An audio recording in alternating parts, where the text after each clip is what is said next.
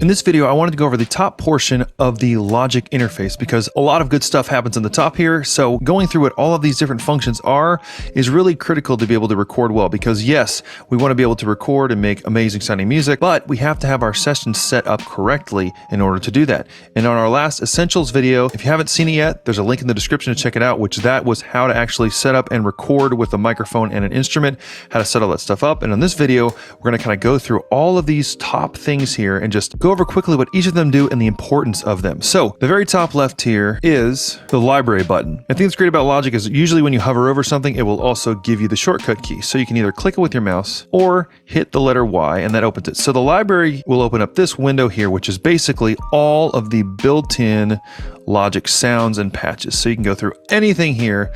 And so I clicked on the bass. So now when I click on my MIDI keyboard, that's what's triggering it. So you can go through any one of these things. And there's also user patches, which we'll cover in a later video, which user patches are the custom sounds that I have saved personally. So we'll do that in a different video, but you can get to basically all of the built-in Logic sound library here. So let's try another sound. Bells. So that is what happens with the library. So we'll go ahead and hit the letter Y and close it. Next one over is the inspector window, which we can open this by hitting the letter I. So I actually like to keep this window open a lot because it's going to show you what is happening on your track. So for instance, we have the sampler instrument open here. So this will show you all the different inserts that are on this track. So there's a compressor, pedal board, stereo delay, and then there's also this channel EQ. And this is sort of like the Logic preset built in, but when with this insert key open, we'll be able to see all that stuff and be able to keep control of the individual tracks, as well as this one to the right here is this stereo out. So this will be able to show you everything that's happening on your main stereo out bus. So that is the inspector window. This next one over is the quick help button. So basically if you have this on, once you go around and hover over things, Logic will give you a breakdown of what everything does. So if you're new to Logic, this is a great thing to have on all the time because as you can see, it will tell you what everything is as you go. So it'll give you a quick breakdown there. After that is the toolbar. So this will actually kind of open up and expand this top area even more so to give you more details and more controls. Typically we'll keep this closed. Now I've been using Logic for many years now, so some of this stuff is intuitive for me, but if you have this open, it will kind of give you a quicker look and you won't have to rely on hotkeys as much to be able to go through everything. This toolbar is sort of a way to navigate without using quite as many hotkeys, which of course you'll learn as you go, but getting started, it's another great thing to have open so you can figure out how to move through Logic even quicker because there are so many different buttons and things you can press and sometimes you may do them accidentally. So if you open up this toolbar, it will show you where you're at. And now these next three over here kind of will get us to shortcuts that will open up different aspects of editing our audio. So this first one is the smart controls. So you'll notice when I click that button, it'll open up this window down here. And if you want to expand this, you can just go down here, grab and pull it up. So now that we're in this instrument, this will give us individual controls on how to affect this particular instrument, which is really helpful. And I use this all the time to get customized sounds. So you can also get there by hitting the letter B. And then I'll close the smart controls. And that opens up for any instrument. That is a great window and I use it all the time. Next one over is the mixer. So right now we only have one track open as far as an instrument track, and then we have our stereo out. The more tracks you have, these will kind of show similarly to what we have here. As an example, I'll just duplicate these tracks. So now they're sort of on a horizontal view, and then the mixer view, it's kind of the vertical view, as you can see. So we have those 4 duplicate tracks. The shortcut to open the mixer is clicking the letter X. The next one over is the editor window. The shortcut here is the letter E. So I'll show you what this looks like, but I'll record something in.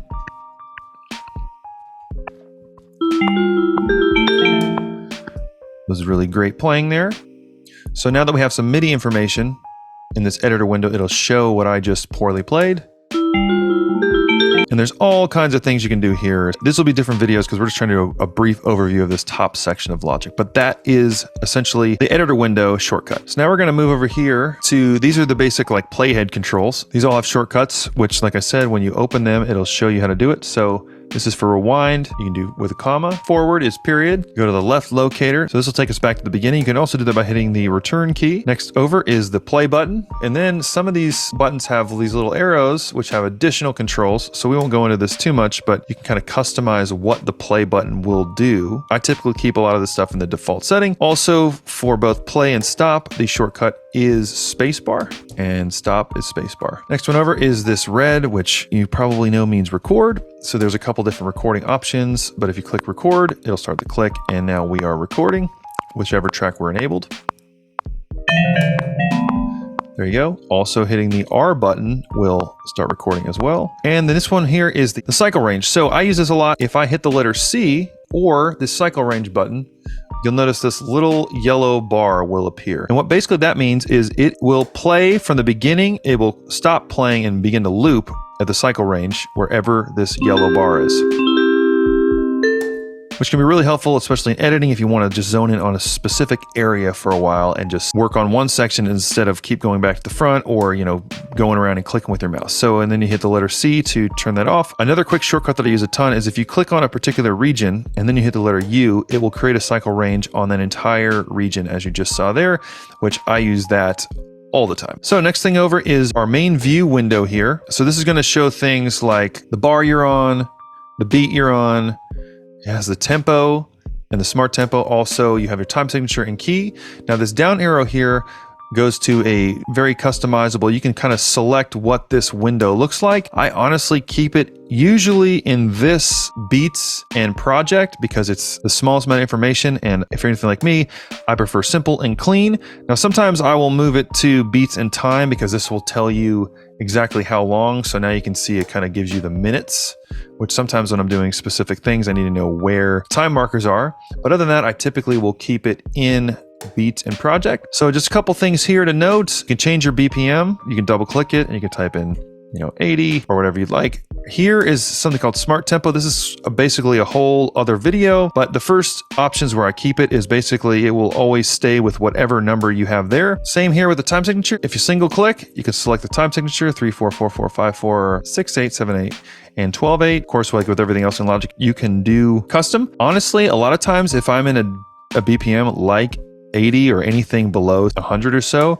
I actually do 4/8 because it gives me more subdivisions. And then here with the song key, single click and just select the key of your song. This is important. It may not seem like it matters if you're playing instruments in, but depending on where you start, sometimes if you start changing the keys along the way, it starts to move things around, especially when it comes to MIDI. So I always do my best to select the key that I'm going to stick with from the top. So that is that main window. This next section here is some more editing tools. So this one, replace, I don't actually use this very much. I think it has to do with replacing different types of regions. So next one over here, it's grayed out. It's a tuner. Tuner only comes on if you're using an audio region. So I'm going to go here and open an audio track just so that we can showcase what the tuner can do. All right. So we've got this audio region now. So now we'll see that the tuner is no longer grayed out. So this is just a guitar tuner or bass to instrument tuner.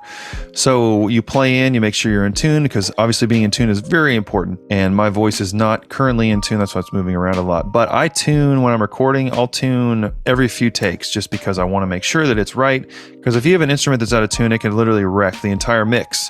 So the tuner is great and it's awesome that Logic has that built in. So I'll turn the tuner off. Next one over is solo.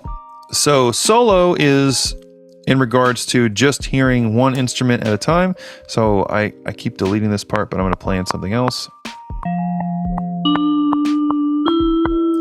Okay, so now if I solo, I can either click that button here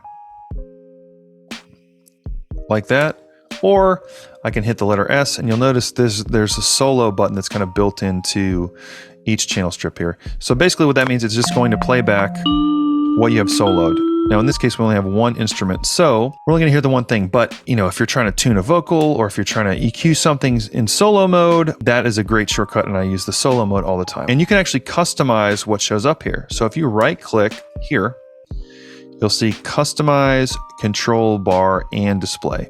So something I use a lot here, as you can see, there are a ton of things that you can add. And you can take away things if you don't want them up there. Like for instance, I said I don't typically use the replace button, but it's selected. If I go here and deselect this replace button, but then I go down and add the one I want to add, which is low latency mode. I click it. Now when I just click off, you'll see here that the replace one is gone. And now I have low latency mode. And low latency mode is what you would put on when you're going to record and you're maybe having some playback issues. In the last video, we went over the IO buffer settings and all that. So that's the way to record, but also low latency mode is another way to kind of basically make your system run at a higher level. We have our count in settings. So basically that means that when we're going to record, we can decide how much it's going to count in. So if it's selected here, it's just going to be a 4-bar count in. So you hear this, if we watch over here when I hit record, it's a 1-bar count in. But as you can see, we have this down arrow here. So if we click it and hold, we can set it for 2 bars, 3 bars, 4 bars, or as many as we want. And you could set a whole slew of customizations here. Typically, I like to do a 2-bar intro. That way it gives me kind of, especially when I'm recording myself and I have to hit record and make sure my guitar or bass or whatever is in place, gives me a little extra time to get ready. So that's the count in. And then next to that is the metronome. You can either click it or hit the letter K. Is the shortcut. And there's actually a bunch of customization to do with this. I like to keep it clicking while recording and then not otherwise, because sometimes it'll get out of order and you'll go to record and the click will count it in and then it'll stop and then you won't be out of time and then it could be a bad day because of that. So I like click while recording. Like I said, you can hit the letter K and it'll turn it off and on whether you're recording or not. Next thing over here, this is the master volume. So honestly, I like to pretend that this cannot move, set it 0, and that's the way I want to keep it. But it'll kind of show you if you're clipping or if you're pushing things. When I was first starting out, I used to push this as high as I could, and that'll just destroy your mix. So keeping everything quieter while basically never moving this master button is critical. And then there's just the last section here. So this is the list editor. So we hit the letter D or click the button, and this will kind of give you an overview of everything going on in your session. Obviously, we don't have a ton going on right now, so there's not a lot here. Next one over is Notepad. You can literally add notes into your session, which is really cool if you want to just doing mixed notes, maybe if you're playing back something for the first time and you want to just jot some things down as you go. It's a really helpful way to do that. You just have to make sure to hit the edit button and then done. The next one over is the loop library, which I use a lot, and that's triggered by the shortcut O. Now this, we first looked at the library over here, which was all the instruments. This is all the built-in logic loops, which there are a ton of them. So we're basically able to type in whatever we want. So let's type in drums, and it's going to bring in a huge library of all the different drum sounds that Logic has built in. And within, it'll show you the beats. Right here, you can favorite it, so that way it'll show up in a different favorited menu. It'll show you the original tempo of the loop. It'll show you the key in case this is in drums, so there's no key. But what's great about this loop library is, so for instance, this says the tempo is 152. So all I have to do is grab it and drag it in. Now Logic will automatically snap it to the grid. So originally it was 152, but now we're dropping into an 80 BPM, and listen, it's gonna fit. I'm gonna mute this other part because this is not played in time. So it makes it fit, which as you can see could be very helpful. So the last thing I want to show you in the loop library here are the untagged loops. So these are loops that I've personally dragged in. So if you have a loop library of your own, you would open up this untagged section and you can just drag them in. And I've dragged in lots and lots of loops. And then the last section is this browse. So it's either the letter F or you can click the button. And this is basically going to, again, show you the details of your session. It's going to allow you to kind of get a bird's eye view of everything going on. So I know that was a lot of things, but basically I just want to cover this very top section, and there actually is quite a bit more that kind of is underneath the hood from all these things. But now that we've kind of gone into this top section, you can see all of the flexibility and all of the things you can accomplish just literally in this little 2 or 3 inch block, depending on how big your Logic session is. And like I said in the beginning, knowing what these things can do can free you up to be more creative, because the technology does not need to get in the way of creativity. Just getting a quick overview of what this can do can set you free to start creating quicker, more efficiently, and I hope it helps. And if it does, make sure to subscribe below, because there's more videos like this coming to help you get going on recording and covering the essentials.